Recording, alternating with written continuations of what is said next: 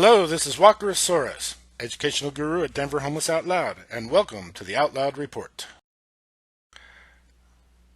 Last month, the Denver Department of Public Health and Environment, DDPHE, met with their board to respond to the 11 questions the board asked them in January regarding how they're dealing with homelessness. But rather than answer the questions asked by the board, the staff talked about everything but that which was asked of them, much to the frustration of the board directors. The staff with DDPHE responded with a 2-hour presentation full of off-topic items. The chair of the DDPHE board is a department dean at a local college. She scolded the staff, saying that if her students failed to answer questions on a midterm or final, they would fail the assignment or test. DDPHE staff failed to answer any of the questions asked of them by the board. See the link. The DDPHE staff did not do this because they're stupid. Their director, Bob McDonald, is a political appointment. All too often, appointments like this respond to situations concerning homelessness, not in ways that meet the health needs of the general public or the homeless. Instead, they respond in ways that solely benefit the electability of the politician that appointed them. The pivots and deflections done by the DDPHE staff were done intentionally for political reasons, not for the health and safety reasons, which is our problem. By prioritizing politics over the health of the people in our communities, we are all at a greater risk. Not because they were unable to answer the questions asked them by their board, but because to do so would cause political damage to the mayor's office, as they have intentionally been cruel to our homeless community at the behest of campaign contributors, and try to pretend that they care about the plight of our homeless so that the general public will re-elect them.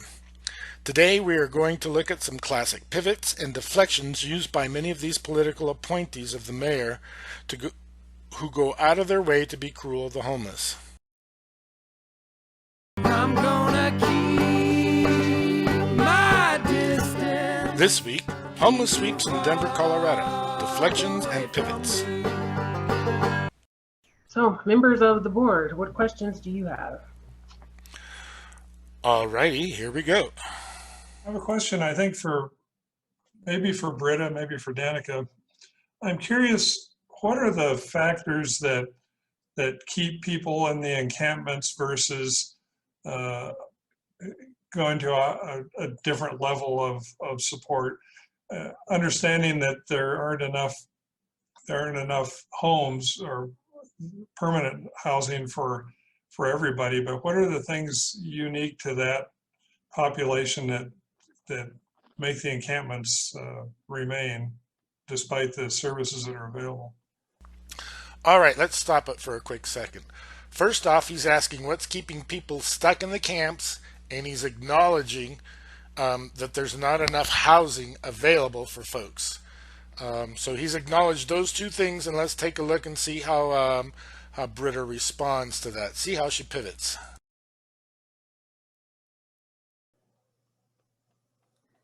Thanks for that question. Thanks for that question is usually a clue that's not the question that they're going to answer. For everyone to be housed. It's possible for everyone to be housed. And we believe that people can be housed, especially with supports and services. So we do start from that assumption in our approach.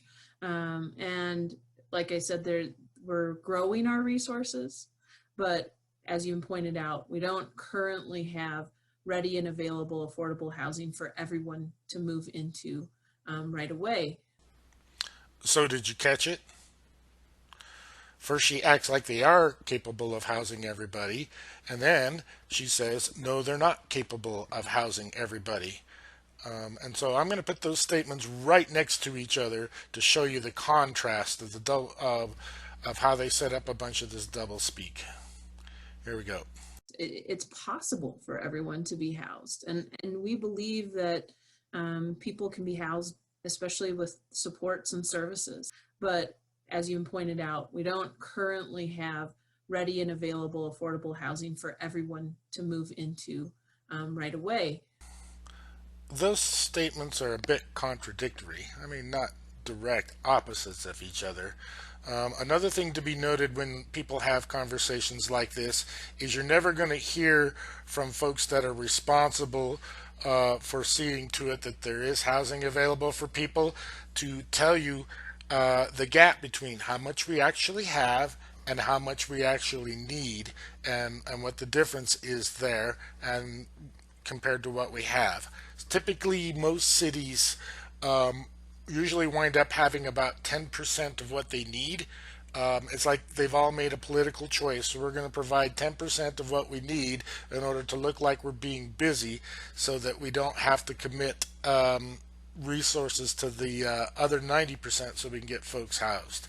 But that's a longer economics discussion that address another time. So now we're going to get a bunch of random statements about things that they are doing. Not an answer to the question about what obstacles people in encampments face in order to access housing. We have done some really great efforts that have shown us some of what you're asking about, which is how do you create that person-centered path to help someone Putting the reach blame on the housing individual rather than the 5 years ago, we availability of started the housing social stock. impact They will do bond this a lot. program, which said, 200 of our highest utilizers of our jail were costing around $7.2 million per year. Couldn't we better put people in housing with services and supports and save dollars and help to connect people with those housing and services? So It's we certainly got cheaper. investors It was a good to help program. give us the money so that we could build housing and have.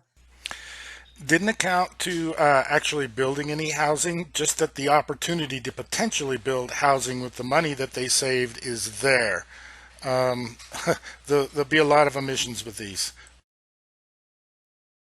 Housing and supports, and we moved now more than 330 households into this social impact bond housing program.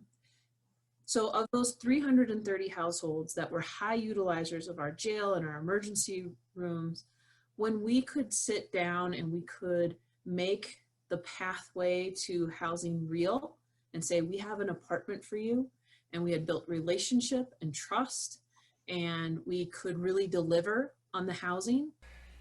Only one Imagine said that. no. They have housing ready to Everyone go else and said people yes. take it. And Simple even as that. when that one person said no, I feel like that's a call to us to continue to work on that person-centered approach to find the path to yes there. So I don't think it's people not wanting to be housed. It is really what we've seen time and time again, helping to find the right path for each person to have the supports, the trust, the relationship, and the availability of housing to make it work. Two other quick questions. I don't think you provided a number, but do you have an estimate of the total number of people that presently live by encampment? So let's note the question. The question is, how many people total?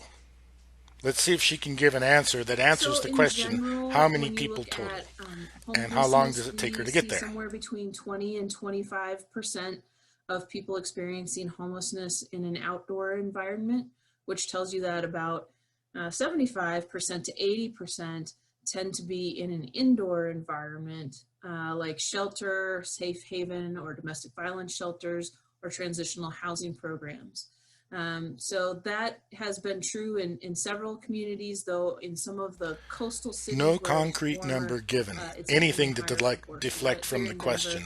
It depends a little bit by gender identity and others as to exactly what percent, but it's between 20 and 25% basically. So one more thing, just kind of getting back to the first question. What's the difference between someone who is experiencing homelessness that sort of gets more directly to services and is able to bypass, say, an encampment situation versus somebody who is in an encampment? Are there I mean, is it just kind of the luck of the draw? Some people just happen to be in the right place at the right time, or is it a stepwise thing that initially a lot of people don't have anywhere to go, so they're, whether it's an encampment per se or backseat of the car or a tent, somewhere hidden away. I'm just curious, do you see differences in how some people tend to get into services more quickly than others, or into stable housing more quickly than others? So since he wasn't able to get his first question answered when he asked it, he's reframed the question in a different way that maybe he can get some information to get an idea of what the barriers are. So rather than saying what are the barriers, he's saying like what is it that allows people to get into housing where others can't. It's basically just a rephrasing of the question that he asked before because his question wasn't answered before. Let's see what happens. That's not a simple answer kind of question, but I'll try to address some of the themes here, which, when we Pivot deflection technique. Thank you for asking the question. Oh, by the way, it's too complicated for simpletons like you. Even though I'm an expert that should be able to break it down so that you can understand it. So I'm going to make it sound like I'm talking over your head when my real intent is just to pivot away from this because it's a landmine politically. Trauma informed because what we know is that the majority of people experiencing homelessness have had significant trauma, and that being in a state of experiencing homelessness and housing crisis is in of itself trauma. And so when we think about that, we need to know that everyone's response to trauma is different. And as humans, we want both autonomy and community, and it can be a struggle. One of the reasons that I see that people want to be in community, they want to be together. And so whether that's an outdoor space or a congregate space or a non-congregate space, we just live with some of that tension. As far as other issues, we do have people experiencing homelessness, and our point in time studies show about 12 to 17% identify having mental health issues or substance misuse issues. All right, there's a lot to talk about on this one here. So 12 to 17% have either mental health issues or substance abuse issues. So number one, you have two different things combined together, and the grand total is less than 20%. So that means 80% of our homeless community does not have drug and alcohol issues and does not have mental health issues, which means they don't need very much in the way of supportive services. If you just had the housing out there, most of these self-sufficient people that didn't have these issues would need all of these wraparound services. You just build the housing, they go into the housing, and then they're fine. And then that allows you more time and energy to address people who have greater needs and greater vulnerabilities. The first thing you hear when you get the narrative about what's going on the homeless community is that it is caused by drug addiction. It is caused by mental illness. According to the data she just shared, that's obviously a lie. Something else is sending people homeless. But we don't talk about it like that in the general public narrative. It gets flipped because the pressures of the folks who do not want to sacrifice land development into budget housing or affordable housing or public housing, they pressure to make those protect that land so that they can develop it into luxury housing when they're darn good and ready. And they send campaign contributions to politicians and politicians who then in turn appoint people to various departments that push policies that protect just that one instance. By the way, I don't know if I want to spend much time on the economic stuff. Let's just stick on the false narrative of of the percentage of people who actually have drug and alcohol issues and mental health issues. My understanding was that number was closer to 30%, but she's reporting 12 to 17%.